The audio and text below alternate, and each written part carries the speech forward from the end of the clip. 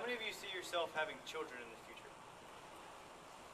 Okay, how would you feel if you could never make eye contact with them or even say I love you to them? This is a few of the many aspects a parent of a child with autism has to cope with every single day. And that is what I want to raise your awareness about, is autism. Now, I'm no professional on this subject, but let me tell you a story. In the fall of 2010, I joined this church, and I met someone by the name of Jonah. Okay, y'all know Jonah. And y'all know Jonah has Down syndrome, but he shows autistic tendencies. Ever since I met Jonah, I became interested in these two disorders, and I have become so interested that now it is my desire to become an occupational therapist and one day work with children like Jonah. People are educated the least when it comes to discussing autism, and that is the purpose of my speech, is to expand y'all's awareness about autism. Today I would like to share with you a little bit of information about autism, what autism is, the causes, and the treatments that are available. Some of you may be thinking, what is autism? Autism is a mental condition present from early childhood, characterized by difficulty in communicating and forming relationships with other people and in using language and abstract concepts. A person with autism will more than likely not cope themselves with any change in their routine, if any. Repetitive behavior for you and I is normal, as well as people with autism think that their repetitive behavior is normal. But the difference between you, me, and a person with autism is that we can cope ourselves with change. They cannot. A person with autism may usually take a bath, brush their teeth, then hit the sheets. But say one night they happen to brush their teeth, then take a bath, then go to sleep. Well, there wouldn't be much sleeping going on because this person would be having a temper tantrum right now. They cannot adapt to change positively. Okay, y'all know Jonah. Okay, have y'all ever had lunch with Jonah? What does he like to eat?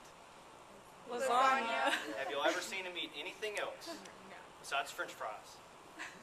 Okay, that is another example of that. Another aspect of autism that is noticeable is that autistic people usually find loud noises, certain smells, and dramatic light very unpleasant. Many people believe it is not as much the actual noise, smell, and light that set them off, it's the surprise and not being able to relate this to their routine. If a person with autism knows that something is going to happen, they are able to adjust and cope with it much better. Even knowing that something might happen and being reminded of it helps tremendously. What are the causes of autism is a question that stands answerless to this day. According to medicine.net, researchers still do not know exactly what causes autism. However, research states that genetics may play a role because autism occurs more frequently in certain families and in genetic problems such as the Fragile X syndrome. Researchers also suggest that toxins or drugs may play a role as well. For example, valproic acid, thalidomide, and infection exposure during pregnancy may increase the chances of autism for the infant. Other researchers are investigating the possibility that under certain conditions, a cluster of unstable genes may interfere with brain development, resulting in autism. In time, researchers will find the true answer on what really causes autism. But until then, the world will never know really what autism is caused by. How is autism treated? We know there is no one cure for autism, but it can be treated. There are no medications that can simply cure an autistic spectrum disorder, but there are some medications that can help with seizures, temper tantrums, and stress. But what else is there? Intervention. Intervention can vary based on the patient's therapist, on what the patient's therapist is trying to improve on or overcome. Each patient that has autism is unique, therefore each intervention plan has to be unique to fit that certain patient's needs.